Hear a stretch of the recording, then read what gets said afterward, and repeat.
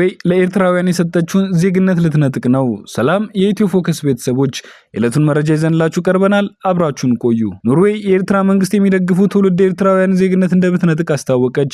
የኖርዌይ የስደተኞች አገልግሎት ተቋም እንዳለው ለ2 ዓመት ምርመራ ካደረገ በኋላ የኤርትራ መንግስት የሚደግፉ ኖርዌያውያንን ኤርትራውያን ዜግነት ለመንጠቅ ወስኗል። የኖርዌይ ዜግነት የተሰጣቸው ኤርትራውያኑ ለኤርትራ መንግስት ድጋፍ ይሰጣሉ ያለው 5 አባላት ያሉት መርማሪ ኮሚቴ ነው። 135 ኤርትራውያን ላይ ምርመራ ያደረገ ሲሆን ማህበራዊ ሚዲያ ላይ የሚጽፉትን እንዲሁም ሌሎች ሰዎች ስለነሱ የሚናገሩትን ተከታትሏል።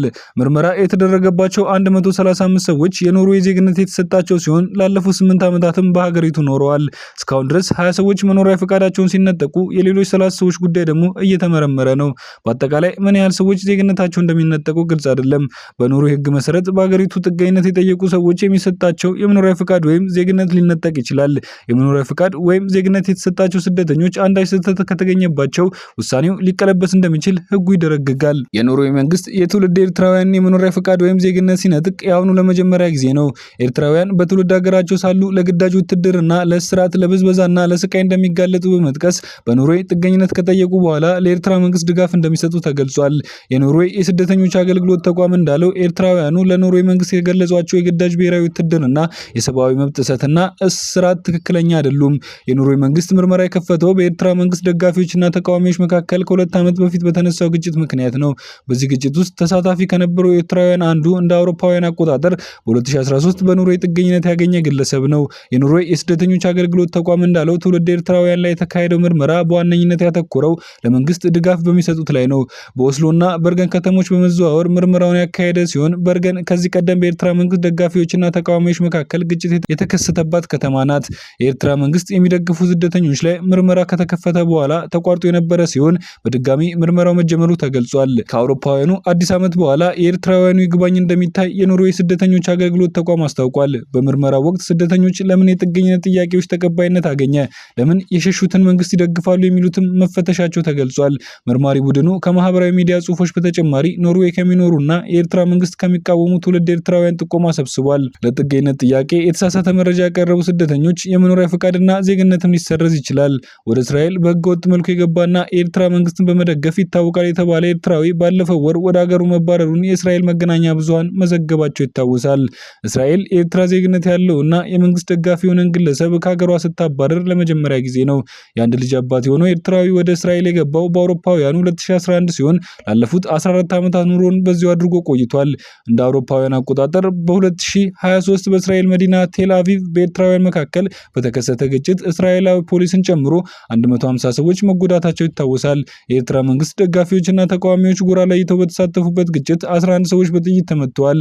እንደ አውሮፓውያን አቆጣጠር በ2024 በተነሳ ግጭት ደግሞ 2 ሰዎች ሲገደሉ 8 ሰዎች መቁሰላቸው አይዘነጋም። በተያያዘ ዜና ወደ እስራኤል በህገወጥ መልኩ የገባና የኤርትራ መንግስትን በመደገፍ ይታወቃል የተባለ ኤርትራዊ ሰኞ ዕለት ወደ ሀገሩ መባረሩን የእስራኤል መገናኛ ብዙሃን ዘገቡ። እስራኤል የኤርትራ ዜግነት ያለውና የመንግስት ደጋፊ የሆነን ግለሰብ ከሀገሯ ስታባረር ይህ ለመጀመሪያ ጊዜ ነው ተብሏል። የአንድ ልጅ አባት የሆነው ኤርትራዊ ወደ እስራኤል የገባው በአውሮፓውያኑ 2011 ነሐሴ ወር ሲሆን ላለፉት 14 ዓመታት ኑሮውን በዚሁ አድርጎ ቆይቷል። ስሙ በይፋ ያልተገለጸው ግለሰብ በእስራኤል ፖሊስ ቁጥጥር ስር የዋለው ገጀራ ይዞ በመገኘቱ ነበር። በአውሮፓውያኑ ሚያዝያ ወር 2025 ላይ የድንበር ቁጥጥር ፖሊሶች ፍርድ ቤት በማቅረብ ጉዳዩ እንዲታይ አድርጓል። ግለሰቡ ገጀራ ይዞ ከመገኘቱ በተጨማሪ ከትዳር አጋሩ ጋር የተፋታ መሆኑ ተገልጾ ቤተሰቦቹ ላይ ማስፈራሪያና ዛቻ በማድረስም ተጠርጥሯል። ፍርድ ቤት ከቀረበ በኋላ ወደ ስደተኞች ማቆያ ማዕከል ተልኮ ነበር። በማቆያ ውስጥ ሳለ የኤርትራ መንግስት ደጋፊ መሆኑ ግልጽ ሆኖ በመገኘቱ እንዲሁም ጉዳዩን በሚመለከት የሌሎች ሀሳብ ከተሰማ በኋላ ከሀገር እንዲባረር ተወስኗል። ኤርትራውያንን ጨምሮ በርካታ አፍሪካውያን ስደተኞች በግብጽ በኩል ድንበር በማቋረጥ እስራኤል ገብተው ይኖራሉ። እነዚህ ስደተኞች እስራኤል በበረሃማው ድንበሯ ላይ አጥር ከመገንባቷ በፊት ወደ ሀገሪቱ የገቡ ናቸው። ባለፈው ዓመት ነሐሴ ወር በሁለት ኤርትራውያን ቡድኖች መካከል በቴል አቪቭ በተፈጠረ የጎዳና ላይ ግጭት 2 ሰዎች ተጎድተዋል። በእስራኤል ከ2 ዓመታት ገደማ በፊት በኤርትራ መንግስት ደጋፊዎች እና በተቃዋሚዎች መካከል በተነሳ ግርግር እንዲሁም ከፖሊስ ጋርም በተፈጠረው ግጭት ከ100 በላይ ሰዎች ቆስለዋል። በርካቶች ተጎድተውበታል። እንዲሁም ከፍተኛ የንብረት መውደም ተከስቶበታል። በተባለው በዚህ ግርግር ተሳትፏል የተባሉ ኤርትራውያን ጥገኝነት ጠያቂዎችን በአስቸኳይ ከሀገር ማባረርን ጨምሮ ጠንከር ያለ እርምጃ ይወሰድባቸዋል ተብሎ ነበር። በእነዚህ ግጭቶች ከሁለቱም ወገን ሰዎች የተጎዱ ሲሆን በርካቶችም በፖሊስ ቁጥጥር ስር ውለው ነበር። በ2015 ዓመተ ምህረት ነሐሴ ወር ላይ ኤርትራውያኑ ከባድ ሁከት ፈጥረው በፖሊስና በንብረት ላይ ጉዳት ካደረሱ በኋላ ጠቅላይ ሚኒስትር ቤንያሚን ኔታንያሁ አፍሪካውያን ስደተኞችን በሙሉ በአስቸኳይ ከእስራኤል ለማባረር እቅድ እንዲወጣ ትዕዛዝ ከመስጠት ደርሰው ነበር።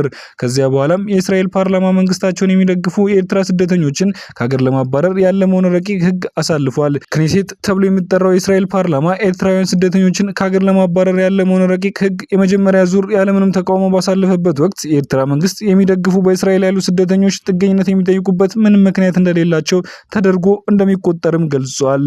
የዕለቱ መረጃ ይህን ይመስል ነበር። ላይክ፣ ሼር፣ ሰብስክራይብ በማድረግ ቤተሰብ ይሁኑ።